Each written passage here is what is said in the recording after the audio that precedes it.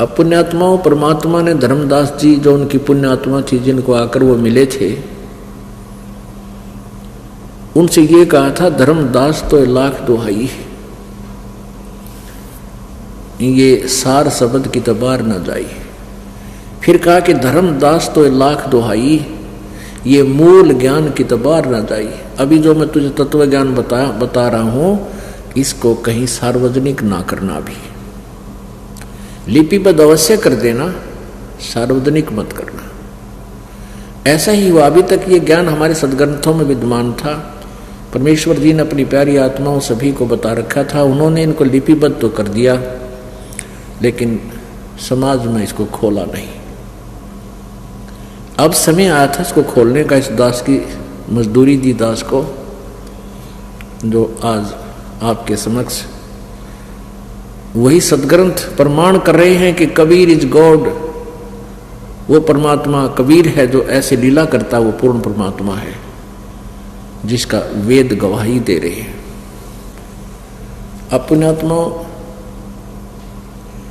हम थोड़ा सा वेदों से और लेंगे जिससे आपको और विश्वास हो। वो परमात्मा जैसे वेदों में लिखा है, ऋग्वेद मंडल नंबर 1 सूक्त नंबर 31 मंत्र नंबर 17 में इस वेद ज्ञानदाता ब्रह्म ने, जो गीता ज्ञानदाता है, श्री कृष्ण में प्रवेश करके जो गीता बोल रहा है, वही वेदों का ज्ञान दे रहा है। वो कह रहा है कि हे परमात्मा, वह परमात्मा एक मनुष्य के समान, वो मनुष्य के समान देहधारी परमात्मा है, यानी साकार है, और एक जन साधारण जैसे अपना निर्वाह अपने हाथों से काम करके अपना गुजारा करता है। एक जीवन वो परमात्मा ऐसा प्रत्येक युग में ऐसे अपना जीवन लीला करता है।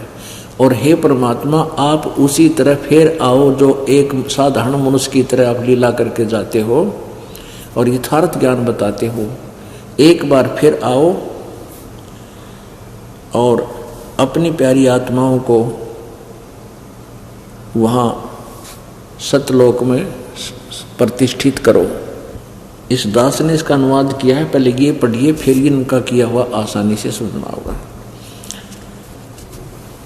इसमें है, ये देखिएगा, ऋग्वेद मंडल नंबर 1 सूक्त नंबर 31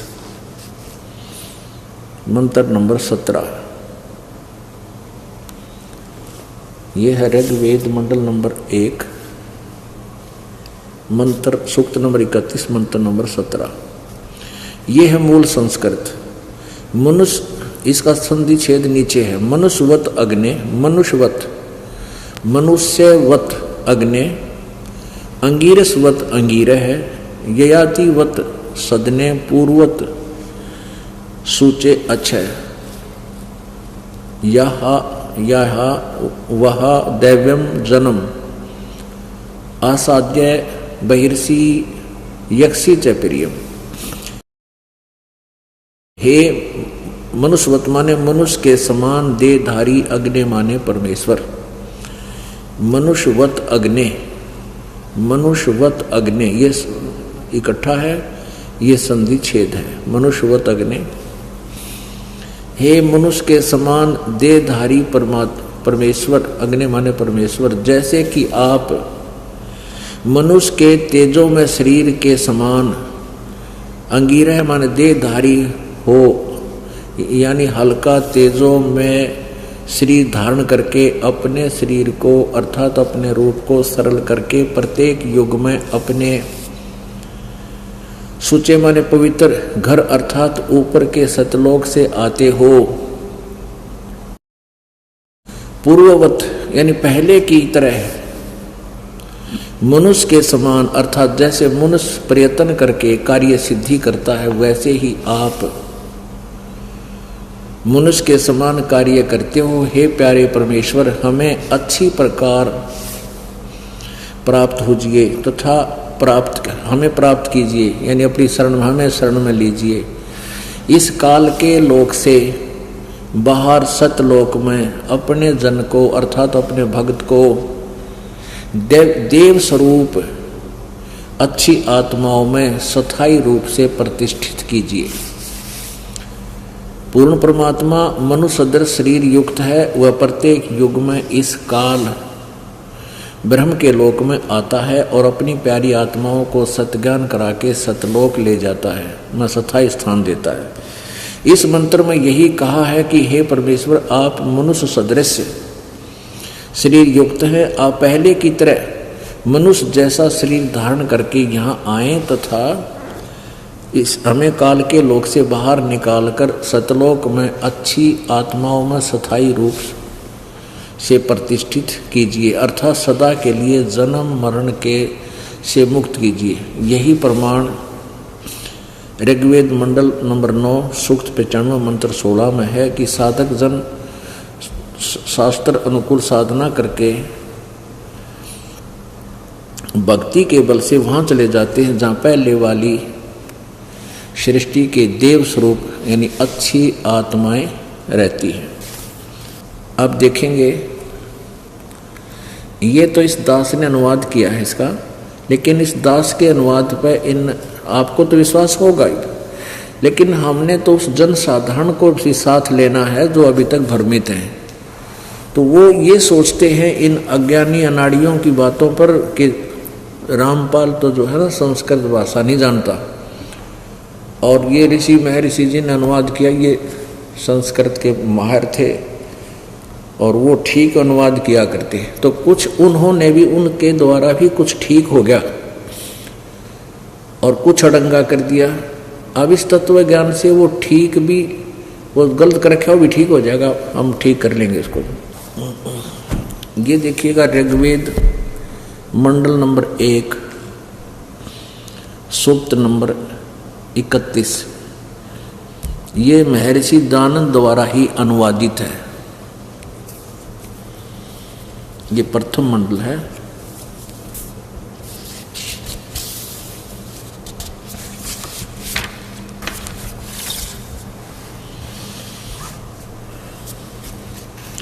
प्रकाशक हैं सार्वदेशिक कार्य प्रतिनिधि सभा, महर्षि दान भवन, रामलीला मैदान, नई दिल्ली। सार्वदेशिक कार्य प्रतिनिधि सभा 3/5 महर्षि दानंद भवन, रामलीला मैदान, नई दिल्ली। ये प्रकाशक है। ऋग्वेद प्रथम मंडल हिंदी भाषा है और ये सम्राट printers and binder 1606 Pataudi house, Daryaganj, Nai Delhi 2 से ये प्रकाशित है, प्रिंटेड है। अब ऋग्वेद मंडल नंबर 1 सूक्त नंबर 31, ये देखिएगा। इसका मंत्र नंबर 17, मनुष्यवत अग्ने अंगीरसवत अंगीर याति वत सदने पूर्ववत सूचे। हे सूचे माने पवित्र, अंगीर माने प्राण के समान धारण करने वाले, अग्नि माने विद्याओं के सर्वत्र व्याप्त अध्यक्ष। अग्नि माने इसने ये अध्यक्ष लिख दिया। आप मनुष्यवत, ये देखना ध्यान से, मनुष्यों के जाने आने के समान, शरीर व्यापत प्राण वायु के सदृश, राज्य कर्म व्याप्त पुरुष के तुल्य। वाह, जैसे पुरुष यज्ञ के साथ कर्मों को सिद्ध करते कराते हैं, वह जैसे उत्तम प्रतिष्ठा वाले विद्वान विद्या देने वाले हैं, वैसे सबको प्रसन्न करने हारे विद्वानों में अति चतुर मनुष्य को अच्छी प्रकार प्राप्त होजिए। क्या अर्थ बना इसका? उस मनुष्य की विद्या और धर्म की ओर प्राप्त कीजिए तथा उत्तम मोक्ष के साधन में स्थित और वहाँ उसको प्रतिष्ठित कीजिए। इसका सीधा सा अर्थ इसने स्पष्ट किया है यहाँ पर कि जैसे पुरुष यानी मनुष्य यज्ञ के, जैसे पुरुष व्यक्ति कर्मों को सिद्धि करते कराते हैं, जैसे उत्तम प्रतिष्ठा वाले विद्वान विद्या देने वाले, पूर्ववत का अर्थ देख लो, इसने अड़ंगा के रखा है। पूर्ववत माने पहले की तरह। इधर बालक चौथी 8वीं कक्षा का बच्चा बता दे इसका अर्थ क्या हो सकता। तो इन्होंने ये अड़ंगा इसलिए किया क्योंकि ये भगवान को ना तो साकार मानते और ना ही ऐसे आगमन मानते। ये तो दानंद की छुरी है, लेकिन वेद को ये कहाँ तक छुपा सकता है। अब आपको दिखाते हैं वेदों में क्या लिखा है। वो परमात्मा साकार है और मनुष्य सदृश है, वहाँ से गति करके यहाँ आता है, अपनी प्यारी आत्माओं को मिलता है और उनको ज्ञान देता है। अब देखो ऋग्वेद मंडल नंबर 9, ये आपने कुछ समय पहले देखा था।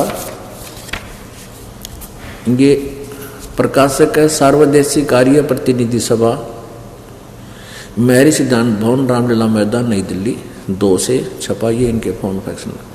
यहाँ इन्होंने झूठ बोला है कि ये ऋग्वेद आर्य भाषा भाष्य यानी अनुवाद महर्षि दानंद सरस्वती कृत, नहीं, ये झूठ बोला है। ये दिखाते हैं अभी आप। ये कहाँ से छपा है? मुद्रक का Prince offsets printers 1510 Pataudi house, Daryaganj, Nai Delhi से। अब यहाँ दिखाते हैं एक दूसरा। ये देखो इन्होंने ऋग्वेद भाषा भाष्यम, इस ऋग्वेद के बारे में यहाँ इन्होंने क्लियर किया है। भाष्यकार यानी अनुवाद करता कौन कौन है? महर्षि दानंद सरस्वती ने केवल मंडल 1 से लेकर 6 तक अनुवाद किए हैं। उसके बाद श्रीपाद दामोदर सातवलेकर ने मंडल 7 से लेकर 10 तक किए हैं। अब इससे सिद्ध हो गया कि महर्षि दानंद ने, इससे सिद्ध हो गया कि महर्षि दानंद ने ये 9 और 10 मंडल का अनुवाद नहीं किया। इसलिए इसमें कुछ सच्चाई पागी हमने इनके द्वारा अनुवाद में, अन्य के द्वारा अनुवाद में। नहीं तो यो कति गड़गोबर कर जाता था, इनका अनुवाद भी करता, क्योंकि उम्र क्या बीच में बढ़िया हो गया ना, तो और घना काम खराब कर जाता। अब इनके द्वारा किए गए अनुवाद से आप जी बहुत जल्दी समझेंगे, मानेंगे। ये वही है सर्वदेश, लेकिन ये अनुवाद महर्षि दानंद का नहीं है, ये किसी अन्य का है जो इसने इसमें लिखा है अपनी वे। अब इसमें लिखा है इन्होंने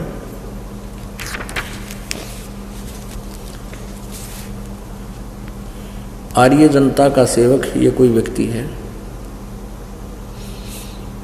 इसने सभा मंत्री ने इस पर टिप्पणी की है और ये भूमिका में इसने अनुवादकर्ता ने लिखा है। ये वैद्यनाथ शास्त्री ने इसका अनुवाद किया है। 1 मंडल 9 मंडल का, एक ने कराया है 10 का, कोई और है दूसरा। हमने इसमें जो तथ्य है वो देखेंगे। ऋग्वेद मंडल नंबर 9 और सूक्त नंबर 86, नंबर 9 86 और मंत्र नंबर 26 को हम देखते हैं। 26 और 27, ये मंत्र नंबर 26। इसमें क्या कहा है कि यज्ञ करने वाले यजमानों के लिए परमात्मा, यज्ञ करने वाले यानी साधना करने वाले यजमानों के लिए यानी भक्तों के लिए परमात्मा सब रास्तों को सुगम करता हुआ उनके विघ्नों को मर्दन करता है और उनको पवित्र करता हुआ और अपने रूप को सरल करता हुआ, यानी साकार है तभी तो रूप आया है इसमें, वह कांति में परमात्मा कवि, इन्होंने कवि कर दिया, ये है कबीर। इसका अपसर्ग हटा दिए इन्होंने और यहाँ र हटा दिया, अपसर्ग बना दिए आद्य रह के। कबीर सर्वज्ञ, इसका अर्थ कर दिया सर्वज्ञ। कवि कोई भी सर्वज्ञ नहीं होता। और इसका अर्थ है कि वो अपने रूप को सरल करता हुआ वह कांति में परमात्मा कबीर विद्युत के समान क्रीड़ा करता हुआ वर्णीय पुरुषों को प्राप्त होता है। वर्णीय माने श्रेष्ठ अच्छी आत्माओं को, वर्णीय पुरुष को प्राप्त होता है, अच्छी आत्मा को, नेक आत्मा को मिलता है विद्युत की गति से, यानी बहुत तेज चाल से आके। अब 27 में देखें, प्रेम की वे सैकड़ों धाराएं, ये अनुवाद थोड़ा गलत किया इन्होंने, जो नाना रूपों में सतिथि को लाभ कर रही हैं, वे परमात्मा को प्राप्त होती हैं। ये यहाँ अर्थ इसका ये है कि वो पुण्यात्मा जो परमात्मा की तरफ में है और जिनको भगवान आकर मिलता है, उनको ज्ञान देता, वही उनको प्राप्त करती हैं। प्रकाश पुंज परमात्मा को बुद्धि वृत्तियां विषय करती हैं। जो परमात्मा ध्रुवलोक के तीसरे पृष्ठ पर विराजमान है, वहां पर एक देशीय है, ध्रुवलोक के तीसरे पृष्ठ पर विराजमान है, जो एक देशीय है, एक स्थान पर रहता है और प्रकाश रूप है। अब देखिएगा ऋग्वेद मंडल नंबर 9 सूक्त नंबर 82, ऋग्वेद मंडल नंबर 9 सूक्त नंबर ये 82 और इसका मंत्र नंबर 1। इसमें स्पष्ट किया है कि जो सर्वोत्पादक प्रभु प्रकाश रूप सद्गुणों की वृष्टि करने वाला और पापों का हरण करने वाला पाप नाशक, वह राजा के समान राजेव यानी राजा के समान दर्शनीय है। राजा के समान दशम यानी दर्शनीय है और वह पृथ्वी आदि लोकांतरों के चारों ओर शब्दमान हो रहा है, गूंज रहा है।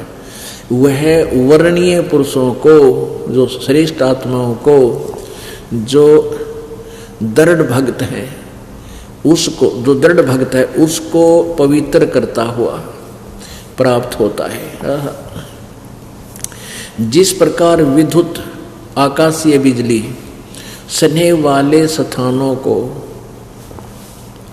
आधार बनाकर प्राप्त होती है, इसी प्रकार उक्त गुण वाला परमात्मा ने इस ब्रह्मांड को उत्पन्न किया। अब यहाँ थोड़ा सा प्रसंग समझने वाला है। अब इसमें क्या बताया है कि वो परमात्मा राजा के समान देखने योग्य है, साकार है, और वो ऊपर ध्रुवलोक के तीसरे स्थान पृष्ठ पर रहता, तीसरे स्थान पर, और वहाँ से गति करके आता है, श्रेष्ठ पुरुषों को मिलता है जो दृढ़ भक्त होते हैं और अपने शरीर का जो तेज है उसको हल्का, अपने तेजों में शरीर को हल्का करके सरल करता हुआ वो कबीर देव, कवि, ये कवि कहते हैं, हम उसको कबीर भगवान बोलते हैं, कबीर भगवान, कबीर साहब, वो आता है। वो किन को मिलता है? उन अच्छी आत्माओं को मिलता है जिनको वो मिलकर कुछ, जिनको मिल सकता है, जिनके लिए वो विशेष, जिन पर आकर्षित है। क्या बताते हैं कि जो जन मेरी शरण है ताका हूँ मैं दास, और गेल गेल ला गया फिर जब तक धरती आकाश। यानी उन पुण्यात्माओं को ही मिलता है। जैसे आकाशीय बिजली काशी के बर्तन पर ही गिरती है, तकरीबन काशी का जो बर्तन बाहर रखा जावा, जैसे धातु होती थी काशी, हमने देखे उसके बेले और थाली होया करते, गिलास होया करते, कटोरे होते थे। और हमारी दादी माँ कहा करती कि वर्षा के समय में काशी का कोई बर्तन बाहर ना रहना चाहिए, बिजली गिर जाया करे, ऐसा कोई कनेक्शन है उसका।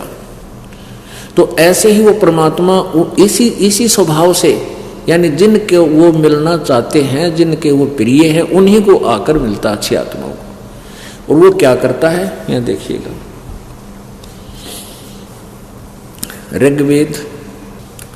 ऋग्वेद मंडल नंबर 9 सूक्त नंबर 82 का। अब एक तो आपने पढ़ लिया, 2 में देखो। अब 2 में ये 2 है। हे परमात्मन, उपदेश करने की इच्छा से आप, यानी ज्ञान देने की इच्छा से आप महापुरुषों को प्राप्त होते हो, महापुरुषों को मिलते हो, और आप अत्यंत गतिशील पदार्थ के समान हमारे आध्यात्मिक यज्ञों को प्राप्त होते हैं। आप कबीर हैं। आप, इन्होंने कवि का अर्थ लिख दिया, सर्वज्ञ हैं। आप कबीर हैं, कबीर देवस, कबीर वेदस्य, आप कबीर हैं। ये कबीर, कबीर ये ऊपर लिखा कबीर वेदस्य, आप कबीर हैं। हम इसको एज इट लिख दें, कबीर देव हैं, कबीर। हम उसको कबीर साहब कहने लगे। शुद्ध स्वरूप हैं, हमारे पापों को दूर करके हे परमात्मा, सो मन हे परमात्मा आप हमको सुख दें। ये रह गया 82 का 2 है। ऋग्वेद मंडल नंबर 9 सूक्त नंबर 82 का मंत्र नंबर 2 आपने पढ़ा। इसमें क्या लिखा है कि हे परमात्मन, उपदेश करने की इच्छा से आप महापुरुषों को प्राप्त होते हो, और आप अत्यंत गतिशील पदार्थ के समान हमारे आध्यात्मिक यज्ञ को प्राप्त होते हैं, यानी बहुत तेज गति से आते हैं। आप कबीर देव हैं, कबीर हैं। अब हम आपको दिखाते हैं, यहां देखिएगा 3 नंबर में, ऋग्वेद मंडल नंबर 9 सूक्त नंबर 82 का मंत्र 3 है। पवित्र यज्ञों में रक्षा से आप प्राप्त होते हैं, और पृथ्वी आदि लोक लोकांतरों में गति करते हुए सर्वव्यापक आप, सर्वव्यापक नहीं, आप है, आप है माने आप, यानी चलकर स्वयं गतिशील होकर विराजमान होते हैं।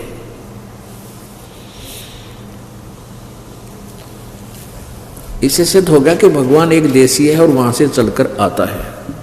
वो परमात्मा किस उद्देश्य से आते हैं ये और क्लियर होता है, देखना। ऋग्वेद मंडल नंबर 9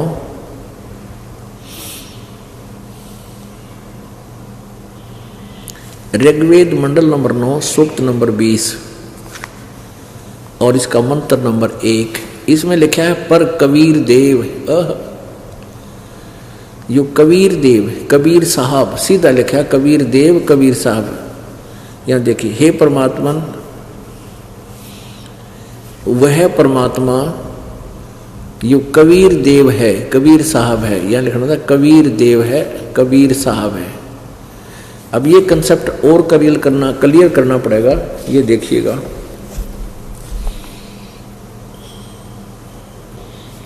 ये देखिएगा, ये यजुर्वेद है और ये महर्षि दानंद सरस्वती द्वारा इसका अनुवाद है। और ये कहाँ से प्रकाशित है? प्रकाशक है सार्वदेशी कार्य प्रतिनिधि सभा 2/5 महर्षि दानंद भवन, रामलीला मैदान, नई दिल्ली से। ये यजुर्वेद महर्षि दानंद सरस्वती ने पूरा ही इसने अनुवाद किया, 40 अध्याय इसके। ये यहाँ से प्रकाशित है। मुद्रक है Prince offset printers, 1510 Pataudi house, Daryaganj, Nai Delhi से। इसमें 36 नंबर 36 में अध्याय में यजु शब्द है। अथ 60 यानी 36, 30, 6, 36 अध्याय शुरू होता है। इस प्रथम मंत्र में ही यहाँ यजु शब्द है। ऋचम वाचम च पधे मनो यजु पर पधे, इसका इन्होंने अनुवाद यहाँ किया हुआ है स्वामी दयानंद ने। यजु का अर्थ लिखा है, यजु का अर्थ यजुर्वेद, बिल्कुल ठीक कर दिया। क्योंकि जहाँ ये यजु लिखा है इसको यजुर कहो, यजु कहो। जैसे यहाँ देखो इस मेन पे, जिल्द पे, ये यजुर्वेद है और इसको इसके अपसर्ग ही लगा दी, रे छोटा कर दिया, रे छोटा हटा दिया और इसको ऐसे भी लिख दिया, तो भी ये यजुर्वेद ही कहा जाएगा, जैसा कि स्वामी जी ने यहाँ कहा है इसके अनुवाद में। यजु का अर्थ यजुर्वेद को बिल्कुल ठीक कर दिया। तो दास यही कहना चाहता है कि ये कबीर देव है। ऋग्वेद मंडल नंबर 9 और सूक्त नंबर 20 में, सूक्त नंबर 20 में मंत्र नंबर 1 में यहां लिखा है पर कबीर देव है। ये कबीर देव है, तो यहां लिखना वह परमात्मा कबीर देव है। ये लिखा ना कबीर देव, कबीर यहां तो लिख दिया सही। अगर यहां केवल कबीर भी होता तो भी हम इसको कबीर देव लिखें। यदि कहीं कवि की महिमा है वो अलग बात है, लेकिन यहाँ परमात्मा की महिमा, वह परमात्मा कवि नहीं हो सकता। ओनली कवि नहीं, वो कबीर देव है, मेधावी है। यहाँ अर्थ कर दिया, अर्थ तो किससे का कर दे। वह परमात्मा कबीर देव है और सबका रक्षक है। विद्वानों की तृप्ति के लिए, यानी विद्वानों की तृप्ति के लिए ज्ञान को देता है और सहनशील है और संपूर्ण दुष्टों को संग्राम में त्रिकृष करता है। ये गुण पुण्यात्माओं, आज आपको शिक्षा का ये लाभ मिला कि आप जी स्वयं सदग्रंथों को पढ़ रहे हो, देख रहे हो प्रोजेक्टर पे, और अब हम भगवान के पहचान में गलती नहीं कर सकते। जो गलती हमसे हो चुकी है उसको अब छोड़ देंगे, सत्य मार्ग को हम ग्रहण कर लेंगे। और इतने प्रमाण देखकर जो मूड नहीं मानता वो भक्ति के योग प्राणी नहीं है, चाहे कितना ड्रामा कर ले। बगैर किसी चीज का निर्णय किए हम अंधविश्वास में कहीं भटक रहे हैं, वो हमारी नालायकी है। अपनात्मा इसमें समझ क्या कि वो परमात्मा ज्ञान देने के उद्देश्य से सतलोक से चलकर आते हैं और अच्छी आत्माओं को मिलते हैं।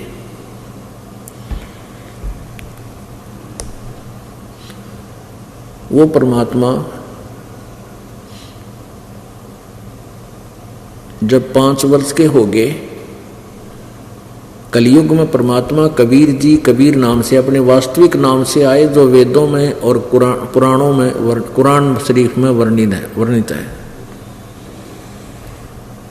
तो उन्होंने एक दिन क्या देखा,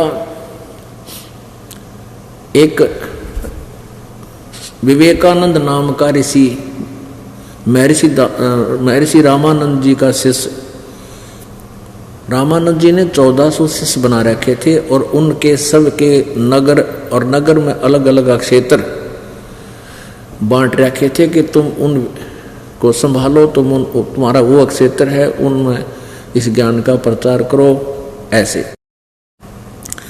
और स्वयं भी रह कर उनमें 1 वर्ष में 1-2 बार प्रत्येक के क्षेत्र में जाते थे। तो विवेकानंद जी एक दिन सत्संग कर रहे थे और विष्णु जी को सर्वेस्वा बता रहे थे, इनका कोई माता नहीं, कोई पिता नहीं, ये सर्व सृष्टि रचनहार हैं, कुल के मालिक हैं, यही पूजा के योग्य हैं। परमात्मा कबीर जी वहाँ बैठे थे उनकी पालिश उतारने के लिए।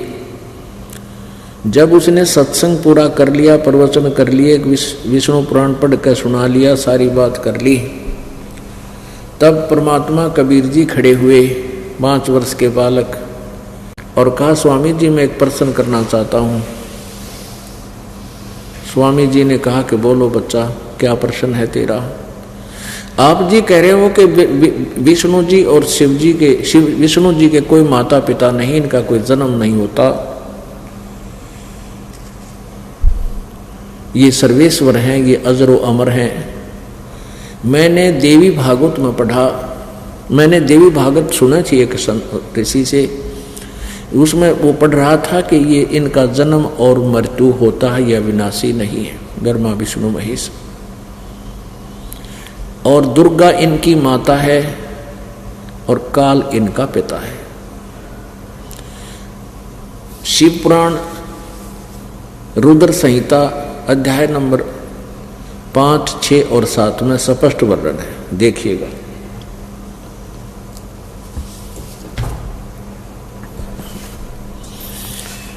ये शिव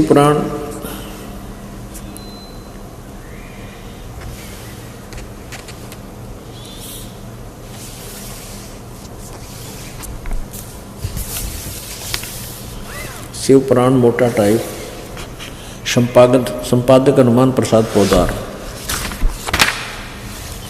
प्रकाशक कहाँ से है, ये प्रकाशित कहाँ से हुआ है? प्रकाशक में मुद्रक हैं गीता प्रेस गोरखपुर, गोविंद भवन कार्यालय कोलकाता का संस्थान। ये इनके फोन और फैक्स नंबर है।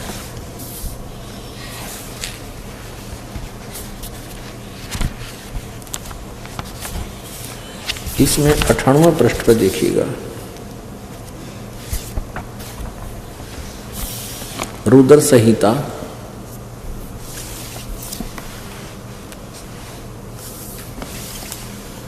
और अध्याय नंबर 5 समाप्त होता है। अपने उसके अंड में अपने पुत्र नारद की यह बात सुनकर लोक पिता में ब्रह्मा वहां इस प्रकार बोले। ये अध्याय नंबर 6 शुरू हो गया रुद्र संहिता का।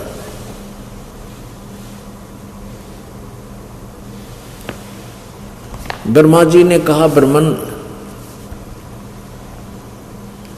देव शिरोमणे, तुम सदा समस्त जगत के उपकार में ही लगे रहते हो। तुमने लोगों के हित की कामना से बहुत उत्तम बात पूछी है। जिसमें समस्त चराचर जगत नष्ट हो गया था, सर्वत्र केवल अंधकार ही अंधकार था। न सूर्य दिखाई देते थे, न चंद्रमा, अनान्य ग्रहों का और नक्षत्रों का भी पता नहीं था। न दिन होता था न रात, अग्नि पृथ्वी वायु जल की भी सत्ता नहीं थी। उस समय तत् सद ब्रह्म, इस श्रुति में जो सत सुना जाता है एकमात्र वही शेष था। यह देखना प्रश्न नंबर 100 पे 98 आप 199 आपने पढ़ लिया। जिस परब्रह्म के विषय में ज्ञान और अज्ञान पूर्ण, ब्रह्मा जी देखो आप कह रहे हैं कुछ ज्ञान कुछ अज्ञान पूर्ण उक्तियों द्वारा इस प्रकार विकल्प किए जाते हैं। उसने कुछ काल के बाद द्वितीय की इच्छा प्रकट की, अपने भीतर से एक से अनेक होने का संकल्प उदित हुआ। तब उस निराकार परमात्मा ने अपनी लीला शक्ति से अपने लिए मूर्ति यानी आकार की कल्पना की। जो मूर्ति रहित परब्रह्म है उसकी मूर्ति भगवान सदाशिव हैं। अर्वाचीन और प्राचीन विद्वान उन्हीं को ईश्वर कहते हैं। उसमें एकाकी रहकर स्वेच्छा अनुसार व्यवहार करने वाले उन सदाशिव ने अपने विग्रह से स्वयं ही एक स्वरूप भूता शक्ति की सृष्टि की, जो उनके अपने श्रीअंग से कभी अलग होने वाली नहीं थी। उस पराशक्ति को प्रधान प्रकृति गुणवती माया बुद्धि तत्व की जननी तथा विकारित बताया गया है। वह शक्ति अंबिका कही गई है। उसी को प्रकृति सर्वेश्वरी और त्रिदेव जननी, ये दुर्गा के बारे में बताई जा रही है। उसको प्रकृति, ये प्रकृति शब्द याद रखना। आप जी को गीता जी में आप दास आपको इनकी उत्पत्ति सिद्ध करेगा। जो प्रकृति दुर्गा को कहते हैं ये याद रखना, वहां काम आएगा। उसी अंबिका कही गई है, उसी को प्रकृति सर्वेश्वरी त्रिदेव जननी, ब्रह्मा विष्णु महेश की माता, नित्य और मूल कारण भी कहते हैं। सदाशिव द्वारा प्रकट की गई यह सदाशिव काल है। इसके शरीर से यह निकली थी, परमात्मा ने निकाली थी। यो ब्रह्मा कुछ सच्ची कुछ झूठी मिलाकर यह कथा सुना रहा है। उस शक्ति के 8 भुजाएं, हो गया क्लियर, या दुर्गा है 8 भुजाएं वाली, और नाना प्रकार के आभूषण उसके श्री अंगों की शोभा बढ़ाते हैं। वह देवी नाना प्रकार की गतियों से संपन्न है और अनेक प्रकार के अस्त्र शस्त्र धारण करती है। हो गया स्पष्ट। एकाकिनी होने पर भी वह माया संयोग वसात अनेक हो जाती है। वे जो सदाशिव हैं उन्हें परम पुरुष ईश्वर शिव शंभु और महेश्वर कहते हैं। अब इस काल के बारे में बता रहा है ब्रह्मा, वे अपने सारे अंगों पर, वे अपने सारे अंगों पर भस्म रमाए रहते हैं। उन काल रूपी ब्रह्म ने, ये काल रूपी ब्रह्म आ गया ना ठिकाना बात, ये काल है। काल उस काल, उन काल रूपी ब्रह्म ने एक ही समय शक्ति यानी दुर्गा के नाथ नहीं साथ शिवलोक नामक अक्षेत्र का निर्माण किया था। उस उत्तम अक्षेत्र को काशी कहते हैं। वह परम निर्वाण व मोक्ष का स्थान है जो सबसे ऊपर विराजमान। वे प्रिया और प्रियतम, वे पति पत्नी रूप में शक्ति दुर्गा और शिव ये काल है जो परमानंद स्वरूप हैं, उस मनोरम अक्षेत्र में नित्य निवास करते हैं। काशीपुरी परमानंद रूपिणी है। मुने शिव और शिवा ने प्रलय काल में भी कभी उस क्षेत्र को अपने सानिध्य से मुक्त नहीं किया। यहाँ देखना, ब्रह्मा जी बता रहा है नारद जी को, देव से एक समय उस आनंद वन में रमण करते हुए शिवा और शिव के वन में यह इच्छा हुई कि किसी दूसरे पुरुष की सृष्टि करनी चाहिए, यानी कोई बालक उत्पन्न करना चाहिए, जिस पर यह सृष्टि संचालन का महान भार रखकर हम दोनों केवल काशी में रहकर सब इच्छा अनुसार निर्वाण धारण करें। ऐसा निश्चय करके शक्ति सहित सर्वव्यापी परमेश्वर शिव ने, काल ने अपने वाम भाग के 10वें अंग पर अमृत मल दिया, यानी पति पत्नी व्यवहार किया। फिर तो वहां से एक पुरुष प्रकट हुआ, यानी एक बालक उत्पन्न हुआ। ये 102 पे 101 आपने पढ़ा, ज्यादा ना लेकर के। शिव ने कहा, इस काल ने कहा, वत्स बेटा, व्यापक होने के कारण तुम्हारा विष्णु नाम विख्यात हुआ। अब सिद्ध हो गया कि शिव जी से, काल से और काल और दुर्गा से, अब स्पष्ट हुआ कि काल और दुर्गा के संयोग से विष्णु जी की उत्पत्ति हुई। अब परमात्मा ने जब ये बताया 6 और 7वें अध्याय में रुद्र संहिता में आप देखिएगा तो उस विवेकानंद, उस नकली मैं ऋषि ने, ब्राह्मण ने उसी से में खोल कर देखा और उसमें पढ़ा। संस्कृत में होता था उस समय, ये हिंदी अनुवादीय नहीं करते थे, कदे समाज ने बेरा पट गया। तो जिसका उसने पढ़ा उसमें ये तो लिखा, देख लिया कि ऐसा ये उत्पन्न हुआ। कहने लगा तू क्या समझे सदग्रंथों को, अरे तू अनपढ़, अरे अशिक्षित, क्यों दुनिया को भ्रमित कर रहा है, ऐसा कुछ नहीं लिखा है। अपनी आंखों देखकर भी बकवाद कर दी उसने। अब देखना, अब ये 6ठा अध्याय यहां समाप्त हुआ। ये संक्षिप्त शिवपुराण रुद्र संहिता, ये 6ठा अध्याय यहां समाप्त हो गया। इसमें शिव जी की उत्पत्ति दुर्गा और काल से स्पष्ट होगी। शिव ने, काल ने कहा, बेटा व्यापक होने के कारण तुम्हारा विष्णु नाम विख्यात हुआ। अब 7वां अध्याय यहां शुरू हो गया। प्रश्न नंबर 103 पे यहां ब्रह्मा जी कह रहे मेरी उत्पत्ति भी इसी प्रकार उन्हीं दोनों से हुई। ब्रह्मा जी कहते हैं देव से, तत्पश्चात कल्याणकारी परमेश्वर सांब सदाशिव यानी काल ने पूर्ववत प्रयत्न कर ले। देख लो, पूर्ववत माने पहले की तरह। ये आपने अभी ऋग्वेद मंडल नंबर 1 सूक्त नंबर 31 के मंत्र नंबर 17 में संस्कृत में देखा था, पूर्ववत पहले की तरह। और उस अनाड़ी ऋषि दानंद नकली ने उसका वर्णन क्यों रंगा कर रखा है, यज्ञ के करने वाले फलाना दकड़ा। पूर्ववत माने पहले की तरह प्रयत्न करके, यानी जैसे विष्णु उत्पन्न किया, मुझे अपने दाहिने अंग से उत्पन्न किया।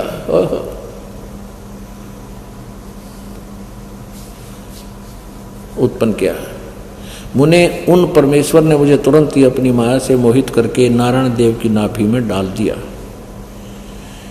और लीलापूर्वक मुझे वहाँ से प्रकट किया। इस प्रकार उस कमल से पुत्र के रूप में मुझ हिरण्यगर्भ का जन्म हुआ। अब यहाँ एक और समस्या आ जाती है कि अनुवादकर्ता यहाँ विचलित हो गया और उसने औरों को विचलित कर दिया कि शिव से शिव की उत्पत्ति कैसे लिखूं। यहाँ देखिएगा 110 पृष्ठ पे रुद्र संहिता का शिव पुराण रुद्र संहिता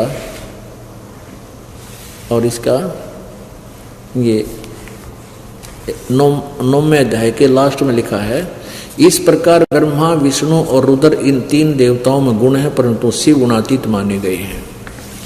अब आपको 25 और 26 और दिखाते हैं इसी पुराण में, जिससे और कति क्लियर हो जाएगा। प्रश्न नंबर 25 और 26। ये एक स्थिति है, एक समय ब्रह्मा और विष्णु का, एक समय ब्रह्मा और विष्णु का इस बात पर युद्ध लड़ाई होगी। विष्णु जी कहने लगा मैं तेरा बाप, ब्रह्मा जी कहता मैं तेरा बाप। तो इस विष्णु जी में और ब्रह्मा जी में झगड़ा हो गया, लट्ठम लट्ठा। तो ऊपर से एक इस काल ने ऊपर से एक तेजों में ऊपर से पोल घेर दिया, पिलर स्तंभ।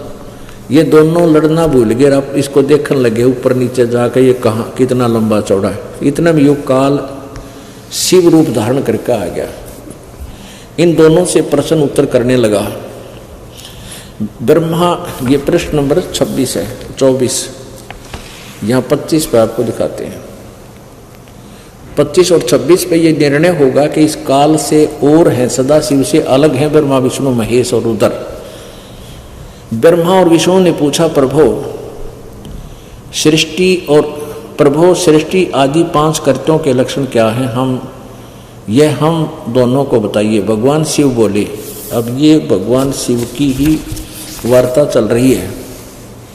प्रश्न नंबर 26 पे हम यहाँ आते हैं। वो काल बोला पुत्रों तुम दोनों ने तपस्या करके प्रसन्न हुए मुझ परमेश्वर से सृष्टि और सतीथि नामक 2 कृत्य प्राप्त किए हैं। ये हो गया ब्रह्मा विष्णु महेश तुम दोनों को।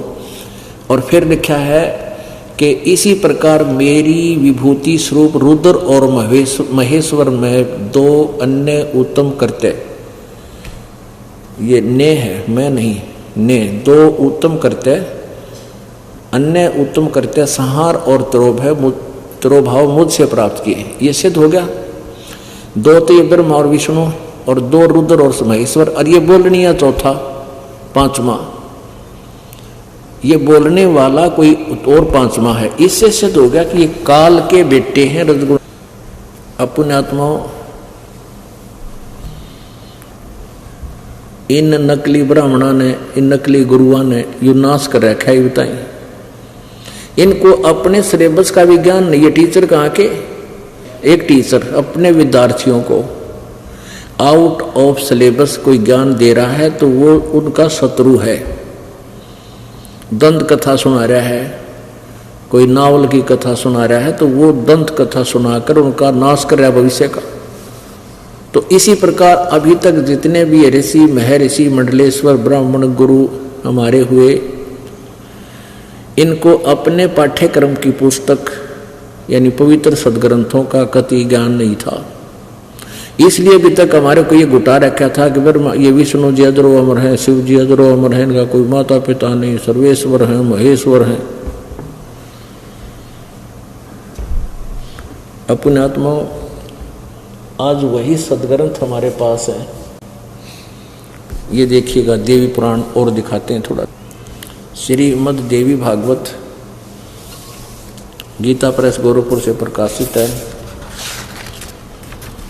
इसके संपादक हैं हनुमान प्रसाद पोदार, चिमन लाल गोस्वामी संपादक हैं। प्रकाशक हैं एवं मुद्रक गीता प्रेस गोरखपुर, गोविंद भवन कार्यालय कोलकाता का संस्थान। ये इनके फैक्स और फोन नंबर है। इसके 123 पृष्ठ पर दिखाते हैं।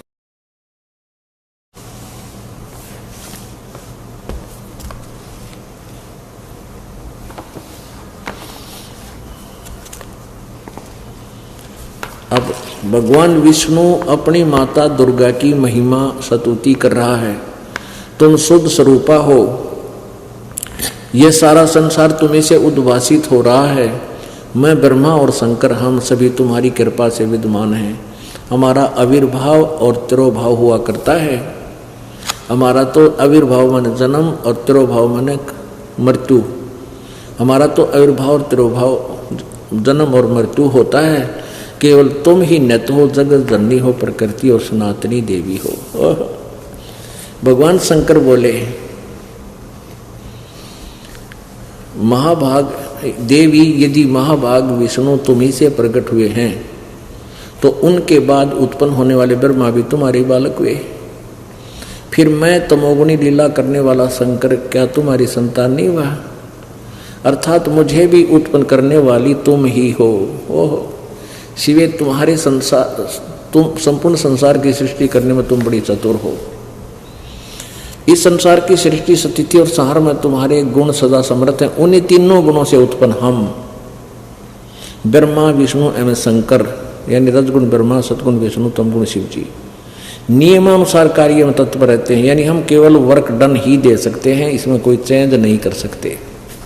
पुण्यात्मा, उस अनाड़ी विवेकानंद ऋषि महर्षि जी को परमात्मा ने बताया कि ऐसे ऐसे ये प्रमाण है, ये नासवान है। अब ये महिमा के भूखे इन्होंने अपने रोजी रोटी और अपनी इस बनावटी मान बढ़ाई से ही तात्पर्य रहता है। इन्होंने किसी के उद्धार से कोई लेना देना नहीं। आंखों देख के भी नो बोला, तुझे क्या पता, ए झूठ बोल रहा है, देख लो भी, देख लो श्रोताओ, ये अनपढ़ आदमी है, बच्चा है, इसको शिक्षा भी नहीं है, ये कैसे जान सकता है। तब उसने देखा कि भी तू सदग्रंथों को कैसे जानता है? कौन? विवेकानंद ने बोले, पूछा। परमात्मा ने कहा कि क्या तूने कोई गुरु बना रखा है? तूने ये तिलक पिलक लगा रखा है हमारी तरह, तूने कोई गुरु बना रखा है? हाँ, गुरु बना रखा है। कौन है तेरा गुरु? कि जो तेरा गुरु है वही मेरा गुरु है। इस बात से वह विवेकानंद बहुत दुखी हो गया और वास्तविक, अपने वास्तविक उस उद्देश्य से हटकर, वास्तविक विषय से हटकर उस ढीठ की तरह कहने लगा, देख लो भाइयों कितना झूठा है, कपटी है। ये कहता है कि मैंने मेरे गुरुजी से, ये कहता है कि इसने मेरे गुरुजी यानी महर्षि रामानंद श्री 1008 श्री रामानंद जी ब्राह्मण से उपदेश ले रखा है। ये कौन जाति का है तू? अब उस परमेश्वर के बोलने से पहले श्रोता कहने लगे, ये तो उस नीरू धानक का बेटा है, जुलाहे का पुत्र है। देख लो भैया कि ये झूठ बोल रहा है, झूठा कपटी है, इसको संस्कृत आती नहीं, ये क्या जाने संस्कृत, इस पुराणों के बारे में, झूठा है, कपटी है ये है वो। और तूने क्या कहा कि स्वामी रामानंद जी से तूने नाम ले रखा है, वो तो ब्राह्मण है, तू शूद्र जाति का, तुम्हारे तो दर्शन भी नहीं करते वो। कल तुम आना भाई, सभी श्रोताओं को देखना, इसकी वहां सामत आएगी और गुरु जी को जाके बताऊंगा। अब परमात्मा कबीर जी अपने घर चले गए। उस विवेकानंद ने स्वामी रामानंद जी से कहा, स्वामी जी आज तक हमारी नाक काट ली। एक जुलाहे का बालक कहता है मैंने स्वामी रामानंद जी से नाम ले रखा है, गुरु बना रखा है। हे भगवान, हम तक कहता मुंह दिखाने जोगे नहीं छोड़े उसने। रामानंद जी उठे और बैठे और गुस्सा हो गया कि वो झूठ बोलता है, कपटी है, उसको कल मेरे सामने पेश करो और जिनके सामने उसने ये बात कही है उन सबको एकत्रित करो।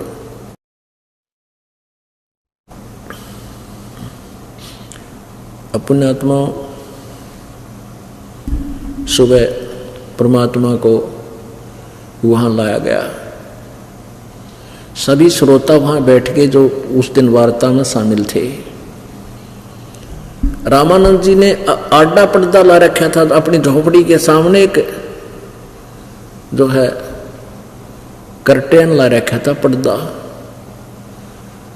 और ये दिखाने के लिए कि मैं तो इन छोटी जाति वालों की शक्ल भी ना देखता। ज्यों ही कबीर जी को सामने लाके खड़ा किया उस विवेकानंद ने, तो रामानंद जी अंदर से पूछता है कि कौन तुम्हारा नाम है, कौन तुम्हारी जात, और किस भगवान का तू नाम जाप करता है, मुझे बता। तब परमात्मा ने कहा कि जात हमारी जगत गुरु परमेश्वर है पंथ। और गरीबदास जी ने परमात्मा की महिमा चित्रित करते हुए कहा, दास गरीब लिखत पड़े मेरा नाम निरंजन कंठ। परमात्मा ने कहा कि मेरा, अब थोड़ी सी वार्ता सुनाएंगे आपको। पुण्यात्माओं, ये शुभ अवसर है, इतना अच्छा मौसम, ना गर्मी ना सर्दी है, और ऊपर से अमृत वर्षा हो रही है। पहले हम ना छोटे जब इस भगवान के मार्ग में, यथार्थ मार्ग से परिचित नहीं थे, और आप भी शायद ऐसे ही करते होंगे।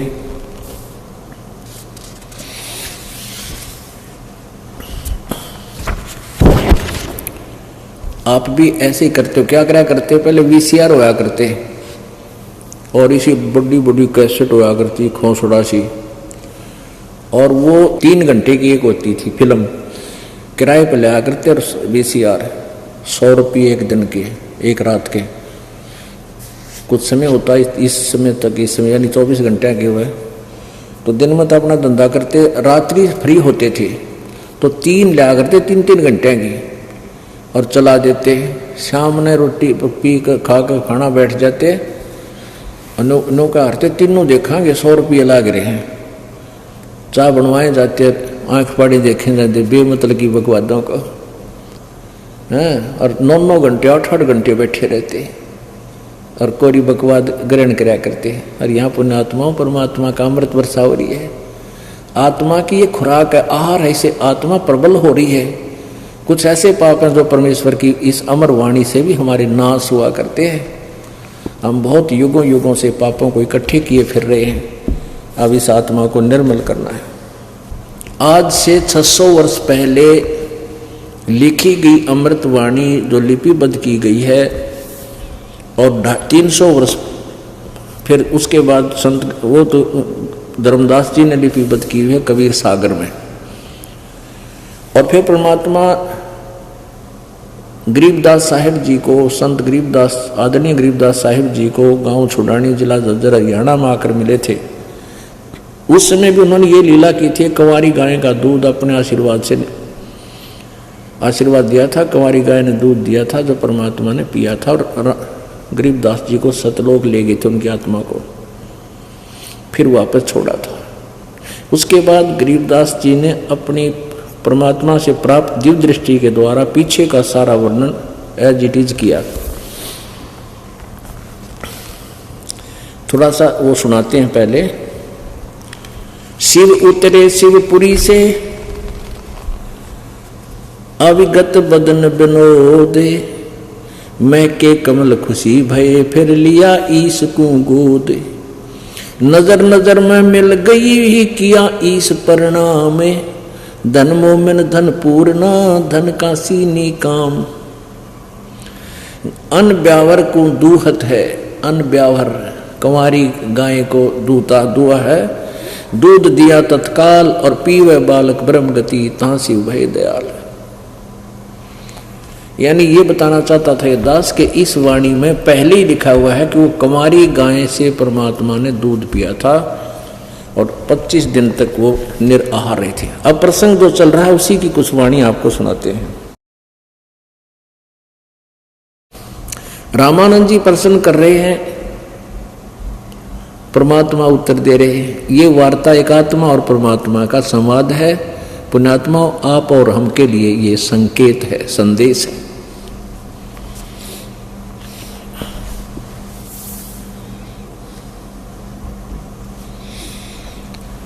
कौन जात कुल पंथ है, कौन तुम्हारा नाम है।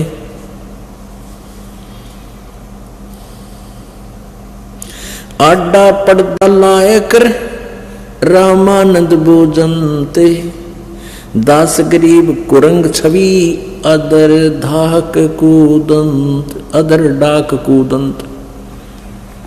रामानंद जी न्यू दिखाने के लिए ब्राह्मण समाज को कि मैं तो इसके दर्शन भी ना करता, छोटी जाति जुलाहे के। पर्दा ला लिया गए और अंदर से न्यू कूद रहा है, गुस्से में आकर जैसे मर्ग कूद जाकर खड़े ऐसे जंप लगा रहा है, गुस्से में आकर तू पैर पटक रहा है, तू क्या क्या पूछता है, कौन जात कुल पंथ है, कौन तुम्हारा नाम है।